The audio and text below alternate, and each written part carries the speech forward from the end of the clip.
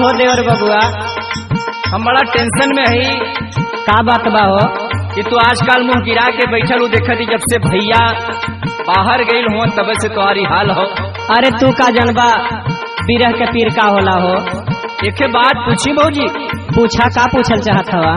नैहरवा में कैसे सहत रहलू,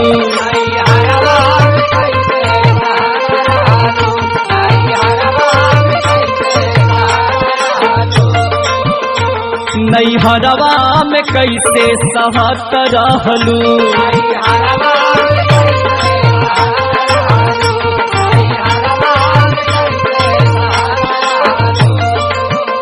कवन खा के टबलेटवा रहत रहलू, कवन खा के टबलेटवा रहत रहलू, नैहरवा में कैसे सहत रहलू।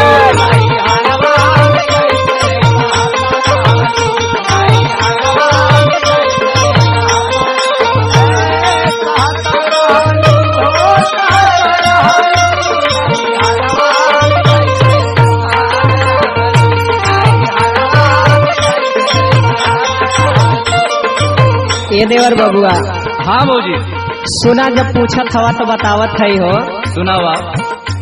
नैहरवा में ऐसे सहत रहले, नैहरवा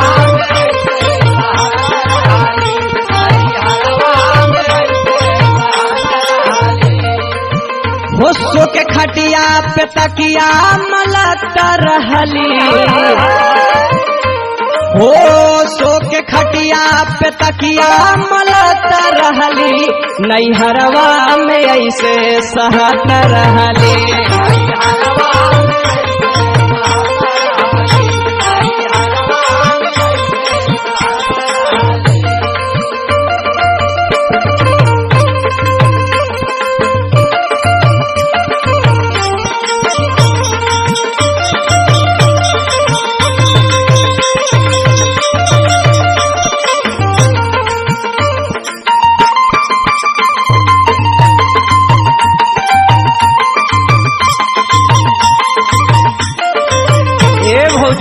का हो, लेकिन हमके कुछ डाउट लगता। का बात बा, का डाउट लगत हो? इतने दिन में तुम्हारी हालत हो गई भैया बिना, कैसे इतनी दिन के समय काट के जब तू गौने आई, वो फिर पहले वाला जौन हाल हो हमें कुछ गड़बड़ दिखाता। का तू कहल चाहत है पहले ही बतावा। होखे न बर्दाश्त कहूँ महीनवा,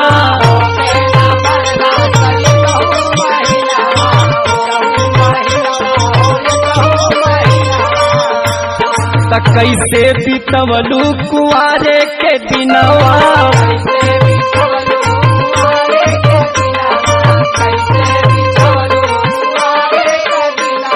ढेर बड़बड़ मत बोला। होखे न बर्दाश्त कहूँ महीनवा, कैसे बीतवलू कुआरे के दिनवा, दुख दिलवा के कैसे कहत रहलू, हो दुख दिलवा का कैसे कहत रहलू, नैहरवा में कैसे रहत रहलू।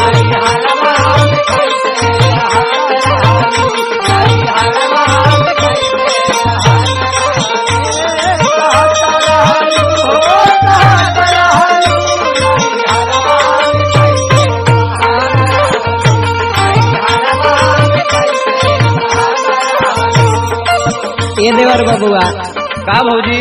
सुना, पूछत हवा तो बतावत है हो। अरे एने ओने बैठी कहीं लागे ना मनावा,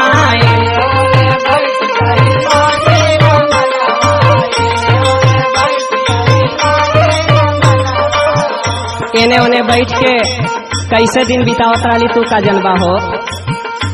अरे पियावा के देखिला हरदम सपनावा, पियावा के देखिला हरदम सपनावा, पियावा के देखिला हरदम सपनावा, तक गौने जाए के भौजी से कहत रहली,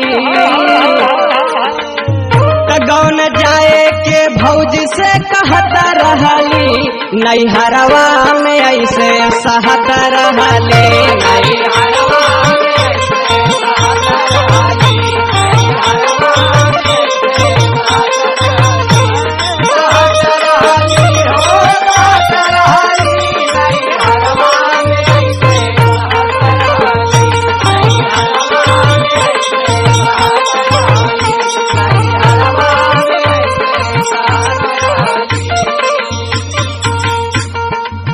ए भौजी का हो।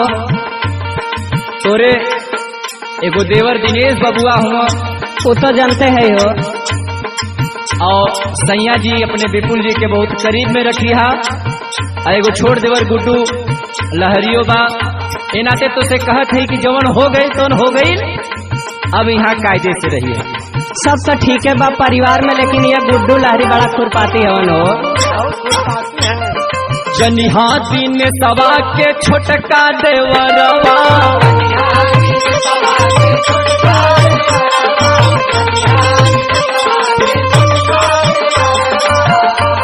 हर सैया विपुलवा के रही हा पजरवा,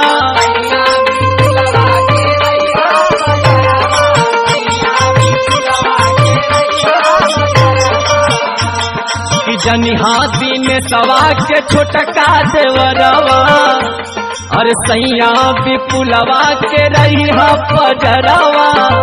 गुड्डू लहरी कहे का करता रहलू,